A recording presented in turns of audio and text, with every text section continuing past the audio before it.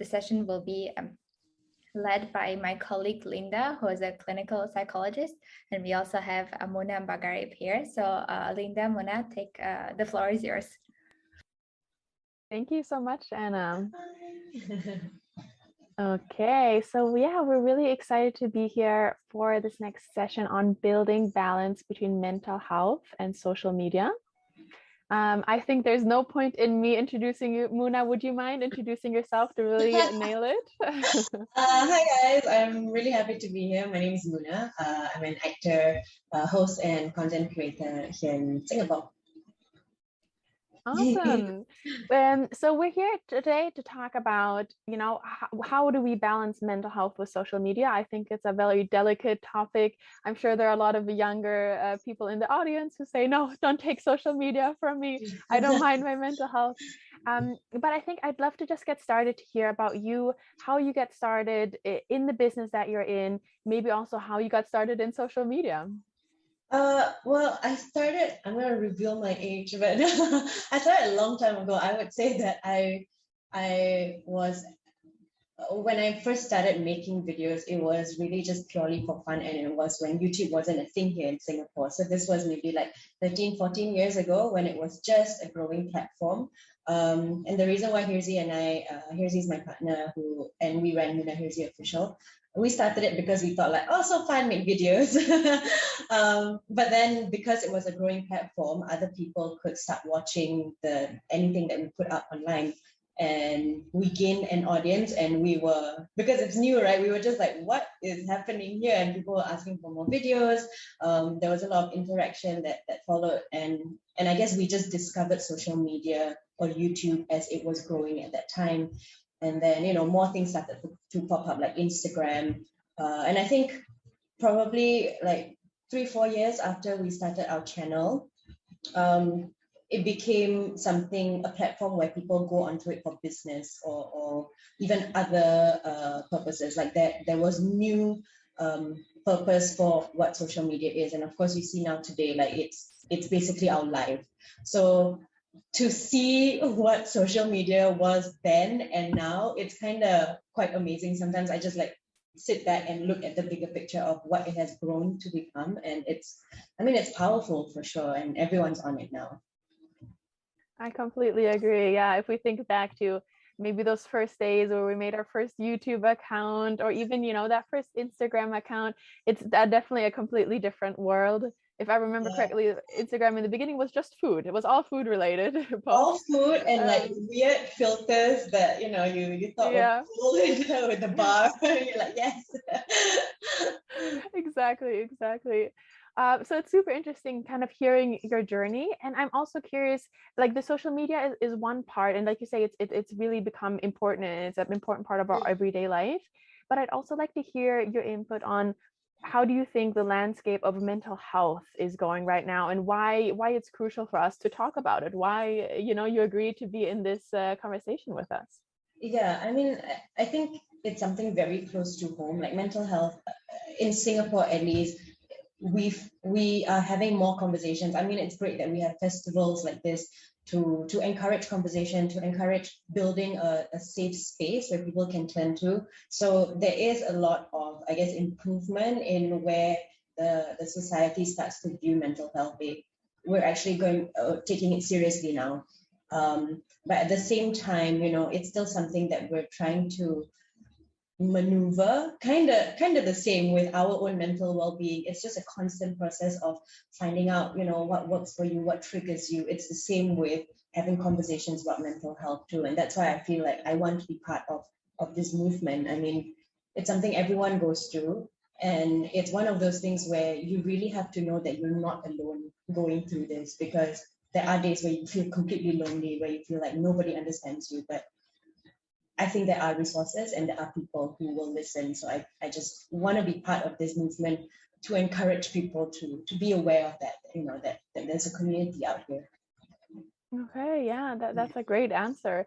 So just to kind of summarize, it sounds like overall you say, mental health is a space that's always growing, always developing. We're all learning more about ourselves and about, how everything is affecting us. and you would, you just really appreciate being part of that space and part of that growth. That's amazing.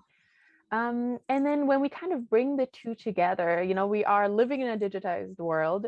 Social media is there to stay, and it does bring us lots of benefits and also lots of drawbacks. I think there's definitely both sides to it. How do you think social media might be affecting our mental health in either or both directions? I wanted to ask this question to you too. Yes. Probably have like really good info. But okay, just from my own experience, like yes, social media is great. The internet is great. Like it provides a platform for especially like I think in my line of work, like there are so many like new artists or new creatives who want to start something, and sometimes there aren't like opportunities right there for you, but you can create your own. So that's what I love the most about social media, that it's just a space for you to just explore. But at the same time, yeah, there are definitely setbacks to it. There's a lot of to me it's hiding behind a screen, and just things like cyberbullying, just mob mentality, cancel culture. A lot of these things like grew because of the power of social media. And it's like, I guess if you take into Singapore context, it was very apparent last year, especially because we were all stuck at home. Suddenly our lives changed, and there was just so much that we were dependent on social media for news, for whatever. And when anything bad happens, everyone is just like quick to want to jump in to be part of this. But sometimes maybe we don't realize how much it will affect whoever is in the limelight at that point of time. So I feel like sometimes social media does encourage this hate, or just inciting negativity. And when you consume it, when every single day you see something, you see bad news, for example, like I mean, we've been going through struggling with COVID for the longest time, and I had to stop myself, because at some point last year it was just news after news, change after change, and it was stressing me out completely. It was making me nervous about like how stable my work would be. And I told myself that, okay, you know what, I need to find a balance with how I consume social media, because it was affecting my mental health a lot. Whatever I see, whatever it made me feel, you can't control it, but you can control how you consume social media. And that's what I learned over the last year, I think. But what do you think? Like, how do you think? Yeah, because I want to know, I guess that you would definitely have an expert opinion on this, and how it affects your mental health, because for some reason it really like just engulfs you a lot. Definitely, I completely agree. Yeah. And I agree with, like you say, the last year and a half of being stuck at home, it just put anything that is good or bad with social media in a microscope. I feel like it really goes both ways. And yeah, I completely agree with what you're saying, that it's great. You want to watch the news, you want to be up to date, but at the same time, it can also backfire. I think I've talked to multiple clients who said, you know what, first thing in the morning, I'm checking the COVID stats for my city or for my country. And in the beginning, that was helpful, because then, you feel informed. But after a while, it doesn't add much information. All it does is add anxiety and say, oh, the cases are up. Even if it's a little bit, it still makes you feel more anxious about it. I can definitely relate to that as well. And then the other thing that you were saying about kind of giving that the positive side of social media is that space, you can create your own opportunities. I completely agree with that. I've actually, when it comes to the mental health space, maybe because I'm a psychologist, my feed is just full with other psychologists. And I'm seeing such amazing psychologists making these really catchy, fun reels about, attachment styles and how that influences you as an adult, or, any kind of topic. And I really feel like that is making mental health a bit more of an everyday topic, or mental wellness as well. More like, oh, I just saw this Instagram post about needing to relax sometimes and taking a break, and it's a bit more in your mind. Is that something you've noticed as well? Yeah, actually that's true. Now that you mention it, then I realize what I've been seeing, because yeah, it is, I guess, subliminally putting the messages of taking care of yourself out there. And I guess it's the bigger umbrella is you need to take care of yourself, you need to learn to love yourself, but that also affects how you deal with your mental well-being. So yeah, I definitely agree. There have been these sort of accounts, and I myself like follow a lot of these accounts, and they help, like while you're going through social media and like seeing like everything happen, and then you see this post and say like rest is for the strong, something like that. It could be like as simple as that, and you go like, it makes you think. And so yeah, I totally agree that there's definitely a lot more to putting out these kind of messages, but I think we can definitely do a lot more as well, especially to reach out to individuals. I think it's one thing to do it on a big scale, but also like to look at smaller communities as well and how they are dealing with their mental well-being. Yes, definitely. I think it really comes down to what exactly you are looking at, what exactly you're engaging, what kind of content you've got going on your social media. And that can go in either direction, make you feel great, make you feel not great. And I think one part of that is, like you already mentioned earlier, cyberbullying and negative comments, things like that. We always tell ourselves, oh, don't let that, affect myself. I won't let that, have any control over myself. But it's not that easy. Would you mind sharing your own experience? I'm sure your big personality, I'm sure negative comments do roll in every now and then. How do you overcome or cope with those? I mean, I it's a process for sure, and that's why like some followers who come to me and talk about how they're going through experiences of cyberbullying. Like it's easy for me to say like, don't worry, don't let it affect you, but it is a process for you to finally get to where you can tell yourself, okay, this is just noise, negative, or this is constructive criticism. So I mean, for me, it was many years ago when I first started on social media, actually, because it was such a new sphere, right? And we were putting out content that was a little bit out there, that was kind of pushy, but at the same time, I also understand how it could have come across quite obnoxious or quite offensive. So, but we learn, right? You never know until you try. But there was a period of time where it was very difficult because we had the whole community that was a lot more conservative, who was completely against what we were putting out. And that was the first that Hazel and I had ever felt hate or negativity come from a big group.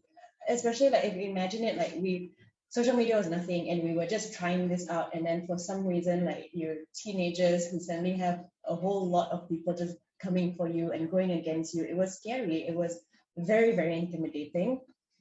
And with all things, it's bad, but you want to see what's happening, so you read the comments, you see what people are sharing, and it was just a time where I couldn't quite understand what was happening, but I was very lucky because I was going through it with my best friend, and we were supportive of each other, and we were open to seeing where we went wrong. And so it was definitely maybe months of just figuring out how to go from here, because we definitely still wanted to create content, but we also understood that okay, there are boundaries there are certain responsibilities that we have to take because we are putting messages out there. So we learned from that, but just dealing with the amount of negativity, I know how it feels like to not understand how to deal with it and how much it affects you. Like every single day you wake up and you're like, oh my god, I'm going to go through this again, or what's new that's going to come out. But it's a process, and I feel like with support it helps a little bit. Like it's all down to you, but knowing that you have people around you who are there for you, that kind of kept me going, kept me wanting to like, okay, it will get better. Yeah, definitely. I can see how having those people, especially in person around you, but also however you connect with all these people who you are close to, how that can really kind of counterweight the negativity that might come in sometimes. And I completely agree to what you're saying, that it's a process we have to learn. I think a lot of times we end up noticing one negative comment much more than the 10 positive ones. For some reason, that one negative comment really sticks out. What is going on? Yeah, it's really just our brain making sure we correct everything, and we're everybody likes us, and that's a hard thing to first of all realize and notice in ourselves, and then to figure out, okay, how do I work against this. I think a lot of people on social media start saying like, okay, I'll just shut everything out. I won't read any comments, no DMs, nothing. But the bottom line is that doesn't necessarily change how you react, because at some point you will get negativity come towards you. But yeah, it sounds like you've really grown throughout the process. Yeah, I mean, I agree. I do think one way is to just control whether you see, like, if you know something's going bad, like online, everything kind of exploding, like sometimes maybe it just helps to just shut off from it for a while, reconfigure your thoughts and then like come back to it. Or at least that's how like I kind of settle things, like just to regroup and then like, okay, I'm ready again to come out into the world. Yes, totally. And like you say, kind of taking a break and then coming back to it, I think is super, super important as well. Right now, we know with everybody having their phone right in their pocket, if not in their hand, we're ready to scroll at any point in time. For example, I find myself just waiting in line at the supermarket, and 1 minute, not even a minute passes, instantly I'm like, well, let me see what notification came in. And if I think about, quite a few years ago, when I didn't have my smartphone yet, I would just stand in line and I would probably just like, look at the other people or, just take in my surrounding, which I understand as a psychologist, it's this idea of being mindful of your moment and what's going on, which we tend to kind of shut out lately. Have you noticed that as well? That this kind of scrolling takes over? For sure. I think because like a lot of my life and my work is social media as well. So it really is my every single day, whether it's work or just like, my own leisure time. Like I do find myself just constantly on social media. But I think it was really a turning point last year because, when circuit breaker happened, like everything kind of came to a standstill, and so did your mind. You're suddenly like, every time you're preoccupied or, finding ways to cope with whatever problems you push away, suddenly it's just like there for you to address. Or at least that was my experience. And you're just like staring at everything like, oh, okay, I should have addressed this earlier. But that was a turning point for me because I realized there were so many things or so many ways that I led my life that were not healthy for my mind, my body and my mind. And so I looked into things like, shutting off social media or just finding a balance. And I did a series and it was just for fun because we wanted to connect with our audience a bit more. And I spoke to one of my followers who went on a social media cleanse. So we did an episode on her and she talked about how important it is for her to take the step. And it's not the first time for her going on a social media cleanse. She feels like every time she feels overwhelmed, then yes, she makes a very concrete decision on like, this is how I cleanse and this is how much time that I spend on social media because it helps her. And I thought it was very interesting, like some of the concepts that she came up with, and I never thought about it. I never thought about setting time or, there are functions where, there's your screen time. I didn't know about that, but there are ways to help you manage how you consume or how much time you put into social media. And I think that's great. That's a step. But of course, like, if I wouldn't go like into extremes of like scheduling, but if you want to start small, you can say like, okay, when I'm hanging out with friends, for example, I put my phone away. I'm not going to engage in social media. I'm there in the present moment. Just small little things could help, because you get into the habit slowly of like, okay, I'm putting my phone away. I'm going to enjoy this moment, and that's important. Yeah, and that's such a great tip. Also for our audience listening today, start small. It's not about, throwing all devices out for 2 weeks and, going completely analog. But just starting small. I love this example of when you're with your friends. I think it's very automatic for us to feel that buzz and to just instantly kind of look at our phone. But if we get a quick second to say, wait, do I want to check my phone right now? That can be super, super helpful. I've actually just seen lots of these hotels popping up now that have no screen policy. So when you check in, you have to give all of your devices, anything, computer, laptop, anything, and you only get it back when you check out again, which is like a forced detox. Exactly. And that's the thing, right? It sounds like that could be interesting, but also a little bit anxiety provoking. Yes. But I mean, that's great. Like if I think it is important, like as scary as it is important for us to acknowledge that, like with everything in life, there needs to be a balance. So the same with how you are on social media as well. There needs to be a balance, because too much of something is never great, right? Yeah, definitely. I completely agree. And like you say, you don't have to do that balance from day one. If you start small and kind of slowly figure out what works for you, that's totally great as well. Yeah. Okay, so I'm just looking at the time. We want to make sure that we have enough time for some questions as well. So before we go to that, I just wanted to hear from you. Do you have any words of advice for especially the youth on social media? I think that's the biggest population, really. What kind of advice could you give to them? I think for me, just to know that you have control, as much as you don't have control of what people do on social media, what goes up on social media, you have control as to how you are using social media or what you're putting out on social media. So you need to be aware of that, and just know that if something is bothering you too much, then there is a way to balance it out. And just knowing that, I think, helps to take the first step of setting your boundaries.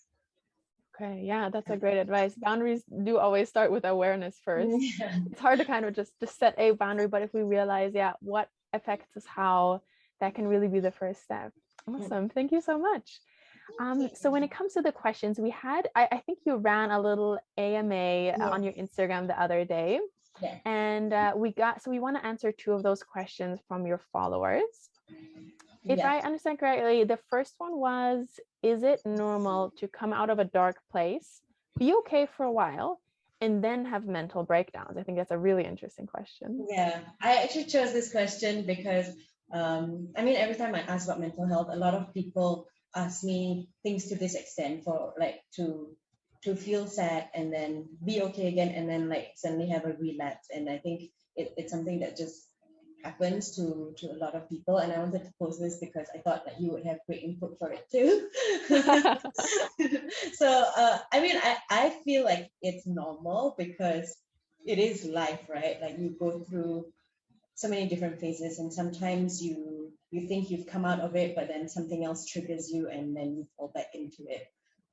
What I learned recently, speaking to a friend of mine, he says that what he does is every time something triggers him, he writes it down. So journaling helps. And I'm that kind of person where if I'm going through something, I won't say it, because saying it means acknowledging it. So I'll just keep it to myself. But then I've learned that, you know what, I need to talk about it. And when you do acknowledge it, it's difficult. But like I said, it is always a step for you to know what's going on first. And so what he does is he writes down like what he's going through and like what triggers it, and then like whether there is something that he can do about it. And if there's no solution, there's no quick solution at that point of time, then he knows to reach out to somebody who might have expert knowledge, who might have better insight on this. And I thought that was quite a great tip, because you will definitely not come out from things very easily. Like it is a long process. It could take a lot of time, but just taking steps to get better, or to acknowledge certain things that trigger you could help. So Yes. I thought this was quite important too. But what do you think? Like, how do you deal with going in and out of different phases? Yeah, well, first of all, I completely agree. I love that idea of the journaling around these kinds of triggers. That's a great way of doing it, and it's still relatively private. I think even for people who don't necessarily want to talk to other people about it, that's a great option as well. But yes, it's like you say, mental health, mental wellness, it's not linear, sadly. It's not, if you start making some progress, that's how it's going to be. I think I like to compare it to physical health as well with my clients. It works well. Like if you say, okay, you're going to the gym now, and let's say you want to squat a certain weight, you're going to start low and you're going to build. It's not that every day you're going to be able to add a certain amount of weight. It's one day is going to be great, one day is not going to be great. One day you feel like, I don't want to squat, I want to go running or do something else. And I think it's very similar to mental health, where we'll make great steps, we'll really see some improvement. And then there's going to be a really bad day, a really bad week, maybe even a bad month. And that's super, super common. And I think I love that you picked this question as well, because the beginning part, is it normal? Usually when people ask a question, is it normal? It comes from a place where they say, oh, this is something I'm experiencing and I'm nervous about it. And I want to hear if anybody else is feeling the same way. So you giving this space and talking about this question, I really, really appreciate it, because not only this person, there's lots of other people listening right now are probably going to say like, oh, okay, I'm not the only person. And it does help to just know that, you know, like people are going through the same things. It might not be exactly the same issue, but there are people who understand, you know, the feeling. And yeah, like you said, I think it's knowing that it's okay to fall. You know, you just need to keep picking yourself back up, because you just can't be too hard on yourself, you know, when you fall. So yeah, that's a good point. There was another question that just asked, how do you distract yourself from negative thoughts? And I wanted to ask you too. Yeah, how do you? Because I think you just constantly do that, right? I don't know. Like, I feel like I'm an overthinker and I just like feel things. But for example, like when it happens to me, I try my best to just stop myself and say like, is this helpful? This overthinking of, you know, something bad is going to happen. Like, has it actually happened? Is it worth just stressing about it, or should I just go through with it and then figure it out as it happens? So that's how I try to counter, you know, not so much distracting, but just making sense of the negative thoughts. What do you think? Those are great questions to ask. Help me. Yeah, those are great questions to ask. I think the first step would be to realize like, okay, these negative thoughts are there for a reason. They're not really helpful, but they're trying to be helpful. I think a good example would be you're running late to your flight, right? And when you're at home and you're packing things up, you're going to get stressed. You realize, oh, I only have 10 more minutes, let's go. And that stress is going to make you pack faster. In that moment, it's going to be helpful. But once, let's say you get into the Grab and you're on your way in your taxi to the airport, there's not much you can do anymore. You can't change the traffic. You can't really, can't influence much. So in that moment, the worries wouldn't necessarily be helpful anymore. It's just going to make you really nervous. It's going to make you really anxious. So I think, like you say, the questions that you just mentioned are really about, is this helpful for me? Is it helpful for me in the moment? Is there something I can or should act on? If not, maybe it's something, to let go right now. And and one more key thing I wanted to touch on for that question, how to distract yourself from negative thoughts. It's less about distraction, I think. It's like you say, you ask yourself questions to think through, okay, what's happening right now? Whereas distraction, usually, like we said, scrolling through social media, or something like watching Netflix, something that really blocks out all of those negative thoughts and negative emotions, which makes us in the end not deal with it. And usually that just means we're piling up a little bit more. And then it gets even worse. But like what you said, the questions you mentioned are really about thinking about it, dealing with it, and then deciding, okay, not right now. I'm just going to go through with it. Do you have any example of when these kind of questions worked well for you? If you don't mind sharing. But firstly, I love your analogies, like the gym thing, the Grab thing. It just like puts it into perspective, because you're right. Like if I'm waiting in a Grab and I'm just anxious about being late, there's nothing I can do, right? I just have to wait, just let it flow. I mean, for me, I think it's a lot to do with, I guess, like maybe just personal issues of, like, okay, I'm afraid that this would happen if I make this choice. Like, okay, is it gonna affect other people? I'm being very vague here. That's okay.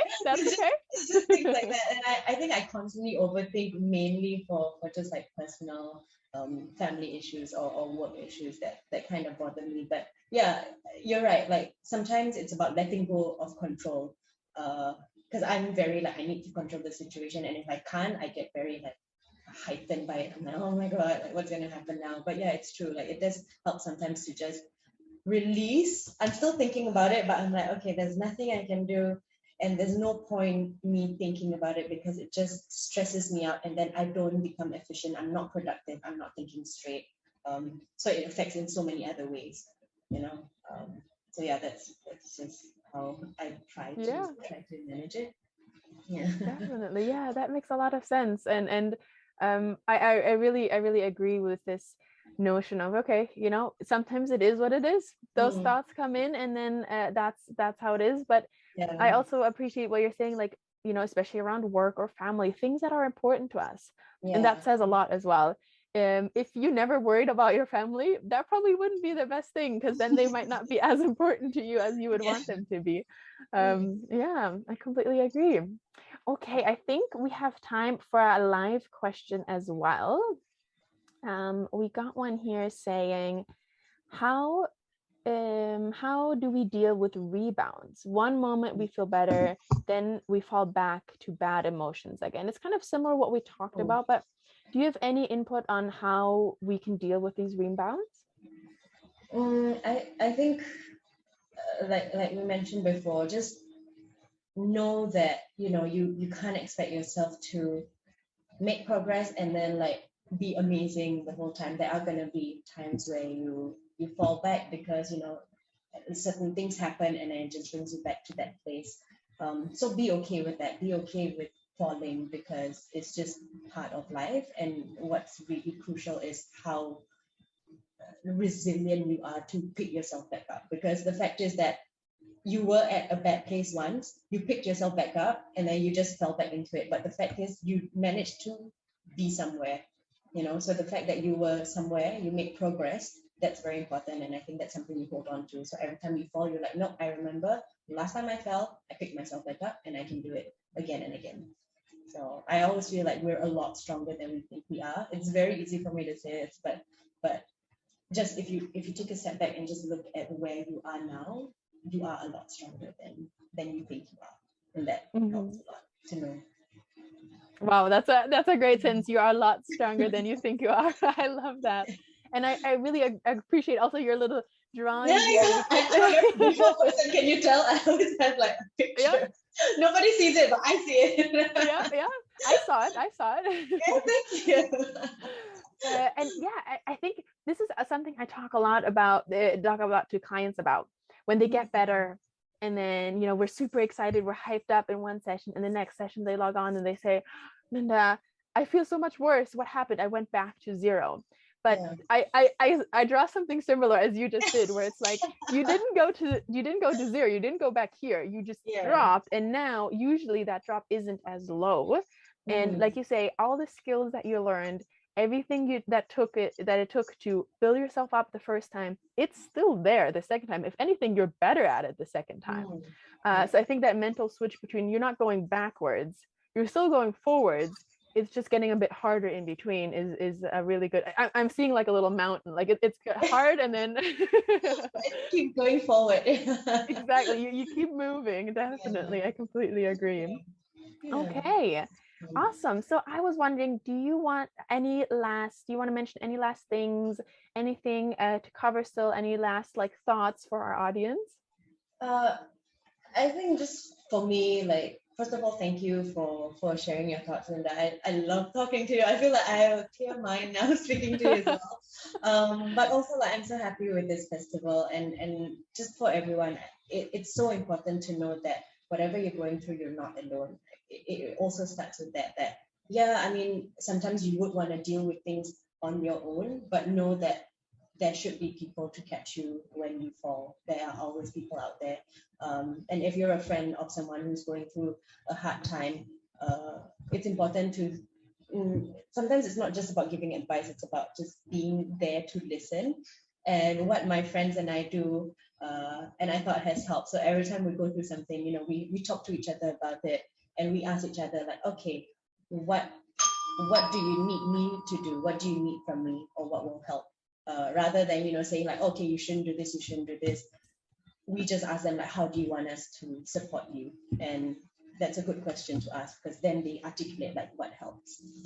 Yeah, that's an amazing question to ask. Not only does it give them a space to articulate what they need, but also they might say, you know what, I just need you to listen. there's no point for you to, you know, do anything else? That's a really great question to ask. Okay, I'll write that one down for sure. make it part of, you know, the group chat with your friends for sure. Amazing, thank you so much. And yeah, I like I said in the beginning, we really appreciate having you come on. I think for somebody with such a big following, not only is it extra hard to talk about difficult topics like this, but on the other end, it also has such a huge reach. And I can imagine so many young people or old people, anybody watching this and saying like, oh, wait, even Munah is experiencing this. That's interesting. And you don't feel as alone, exactly like you were mentioning. Thank you so much for your time. Thank you for having me. I'm so happy to be here. Exciting, what a great talk. For the next session will be tackling loneliness and social isolation in our aging population. So a bit of a different topic. Definitely stay on for that if you're interested. And yeah, I'll hand it back to Anna from here. Thank you so much, Munah. Thanks, Linda. Thanks, guys. Bye.